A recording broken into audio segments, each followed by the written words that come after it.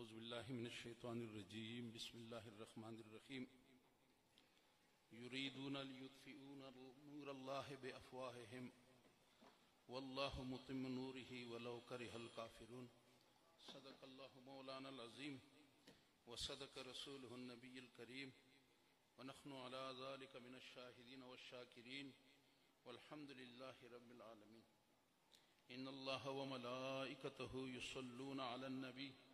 یا ایہا الذین آمنوا صلوا علیہ وسلموا تسلیما اللہم صلی علی سیدنا ومولانا محمد وعلی آل سیدنا ومولانا محمد وبارک وسلم الصلاة والسلام علیکہ یا رسول اللہ الصلاة والسلام علیکہ یا نبی اللہ الصلاة والسلام علیکہ یا حبیب اللہ وعلى آلك واصحابك یا سیدی یا رحمت للعالمین. جناب سجادہ نشین دربار چھور شریف صاحبزادہ حبیب الرحمان صاحب، جناب حضرت پیر سید مظفر شاہ صاحب، جناب مفتی ایوب ہزاروی صاحب، جناب صاحبزادہ زاہد الکریم صاحب، جناب دربار عالیہ قادریہ بھیر شریف، جناب حضرت شاہ صاحب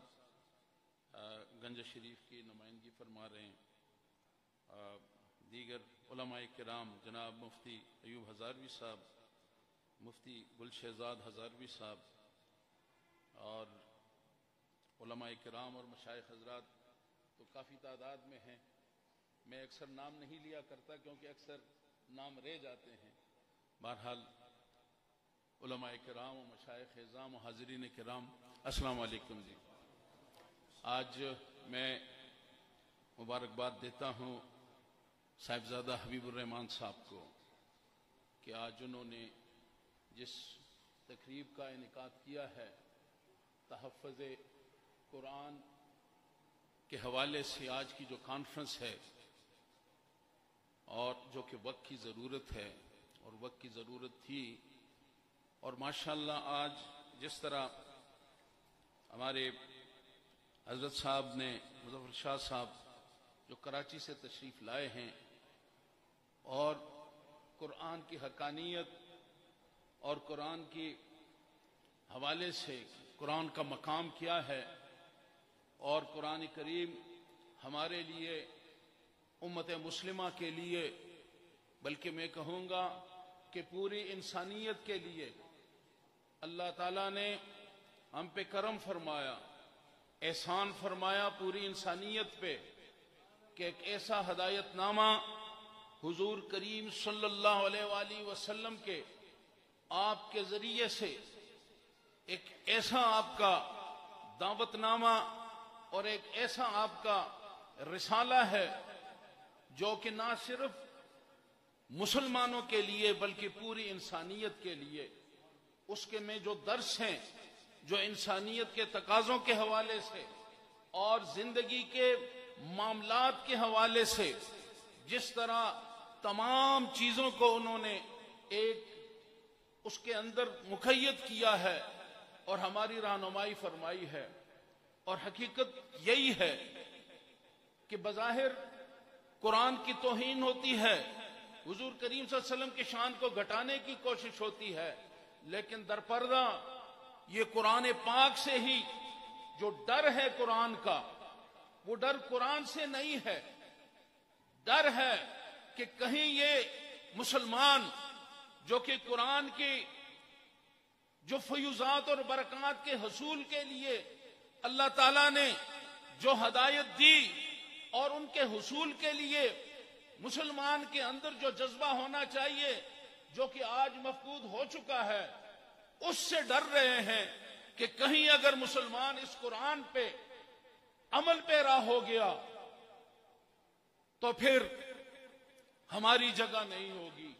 اور وہ علامہ اقبال نے کہا کہ تھے وہ آبا ہی تمہارے مگر تم کیا ہو ہاتھ پہ ہاتھ دھرے منتظر فردا ہو، اور جس طرح حضرت صاحب نے فرمایا کہ فیض حاصل کرنے کے لیے ایک طرف اللہ تعالیٰ کے وہ ہستیاں ہیں، اولیاء اللہ ہیں، نیک لوگ ہیں، علماء ہیں، مفتی ہیں، قرآن پڑھانے والے ہیں، قرآن سکھانے والے ہیں، دوسری طرف اس دور کے اندر کچھ لوگ تعویذات اور اس کے لکھنے والے ہیں، تو قرآن سے ہم منہ موڑ لیتے ہیں اور ہم جادوگروں اور ان کے فتنوں کے اندر ہم مبتلا ہو جاتے ہیں۔ تو قرآن کو ہم نے جس طرح ہماری زندگی گزارنے کا، اور یہ یاد رکھیں کہ مسلمان صرف نماز، روزہ اور زکوٰۃ تک مسلمانی جو ہے یہ محدود نہیں ہے۔ حضور کریم صلی اللہ علیہ وآلہ وسلم آپ نے جہاں ایک طرف قرآن اور ہدایت ہمیں فراہم کی، وہاں دوسری طرف مدینہ منورہ کے اندر بیٹھ کر حکمرانی کے اسلوب ہمیں سکھائے، جہاد کی ترغیب کی، خود جہاد میں تشریف لے گئے، خود عملاً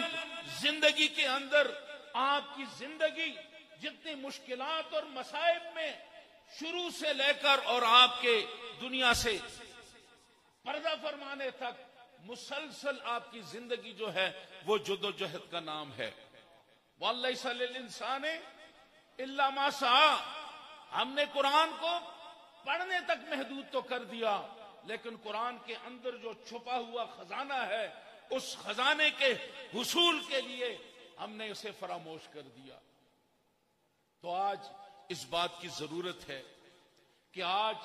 سب سے پہلے ہم اپنے آپ کو قرآن سے وابستہ کر کے اپنی زندگیوں میں انقلاب لائیں،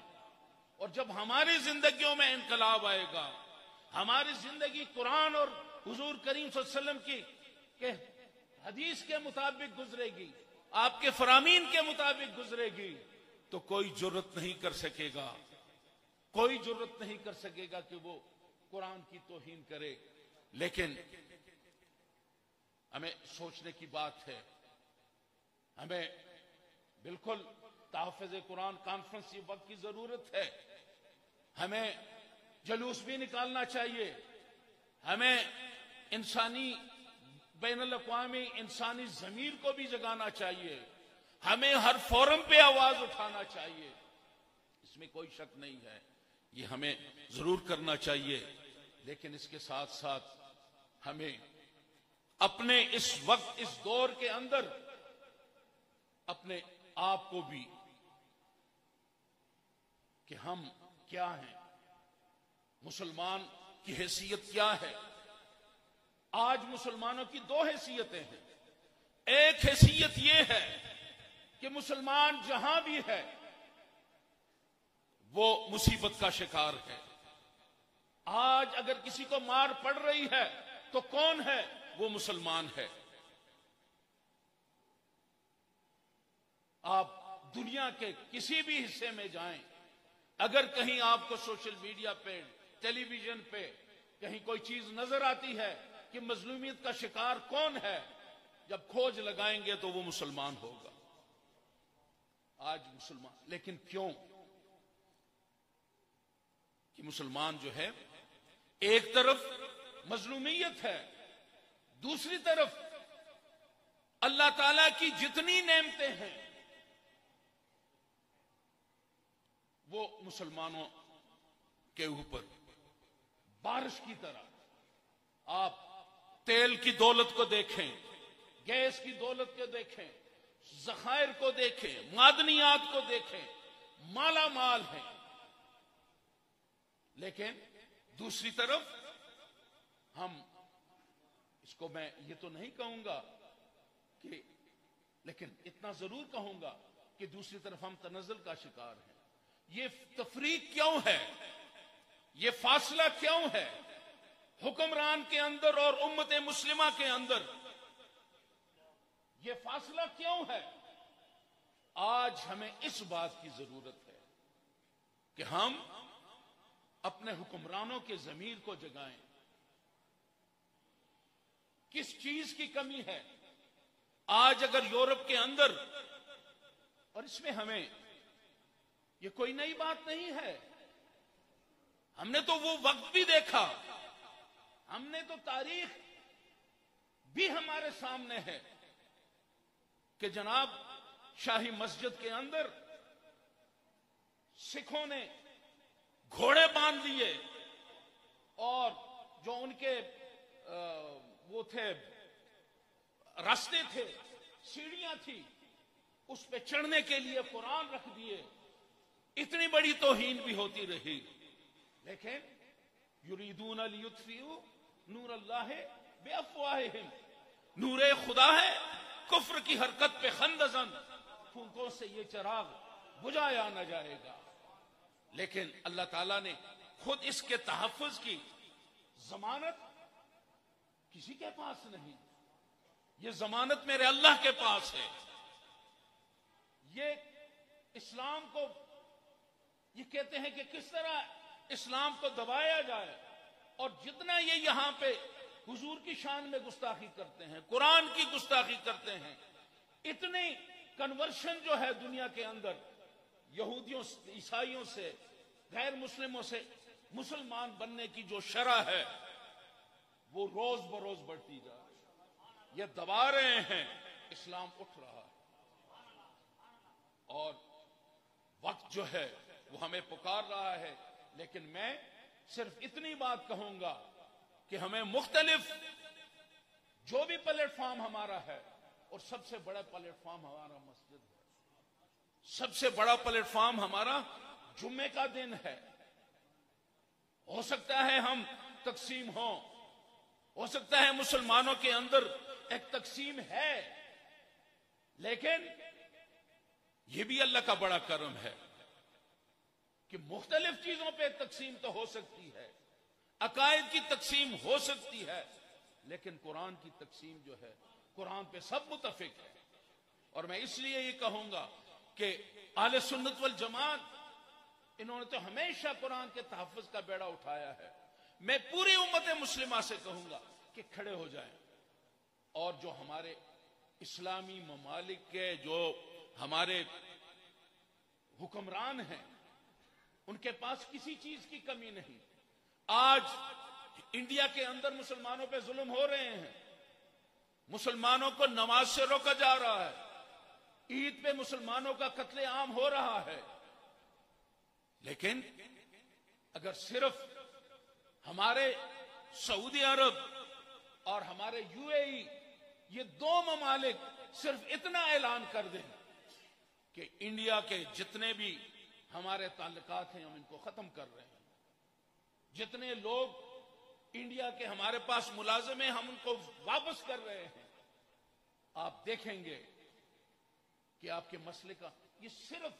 نہ بندوق کی ضرورت ہے، نہ توپ کی ضرورت ہے، نہ کسی اور کسی طاقت کی ضرورت ہے، صرف آپ کے پاس جو دولت ہے اس کو استعمال کرنے کی ضرورت ہے. اللہ کرے کہ اب ہمیں اللہ تعالیٰ وہ ہمت دے، وہ جرت دے ہمارے حکمرانوں کو کہ جو طاقت اللہ نے ہمیں دی ہے اس طاقت کو تو ہم استعمال کریں. یہ طاقت اس لیے نہیں ہے کہ ہم اپنے محلات بنا لیں، یہ طاقت اس لیے نہیں ہے کہ ہم عیاشی کے ہر ضرورت کو ہم پورا کریں، بلکہ یہ طاقت اگر اللہ نے ہمیں دی ہے یہ ہمیں اسلام کی خاطر اس کو استعمال کرنا چاہیے. تو یہ بڑا ضروری ہے کہ ہم جو جہاں بین الاقوامی ضمیر کو ہم آواز دے رہے ہیں، اقوام متحدہ میں ہماری آواز ہو، مسجد سے آواز ہو، جہاں جلوس نکالیں وہاں ایک ایسا احتجاج بھی ہونا چاہیے، ایک ایسی آواز بھی اپنے حکمرانوں کے لیے ہونی چاہیے کہ خدا کے لیے آپ کو جو اللہ نے دولت دی ہے اس دولت کا استعمال کریں اور دین کا دفاع کریں، قرآن کا دفاع کریں. باقی یہ جتنا بھی اس کو دبائیں گے اتنا ہی انشاءاللہ قرآن کی عظمت جو ہے وہ بلند و بالا ہوگی. حضور کی شان کی یہ کوشش کرتے ہیں کہ ہم حضور کی شان کو کم کریں گے لیکن اللہ تعالیٰ حضور کی شان کو ہر روز بڑھا رہا ہے، ہر لمحہ جو ہے وہ حضور کی شان جو ہے اس میں بڑھتی جا رہی ہے۔ تو اللہ تعالیٰ ہمیں آج جو تحفظ قرآن کانفرنس ہے، اور خصوصاً مولانا صاحب نے شاہ صاحب کی جو قرآن کے حوالے سے اتنی مدلل جو تقریر فرمائی ہے، اس تقریر کو بھی ہمیں اپنے دل کے ساتھ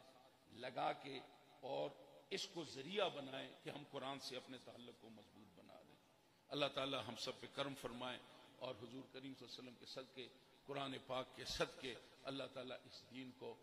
ترقی نصیب فرمائے، اور جو لوگ اسلام کے خلاف سازشیں کر رہے ہیں اللہ تعالیٰ ان کو نیست و نابود فرمائے۔ وآخر دعوانا ان الحمد للہ رب العالمین۔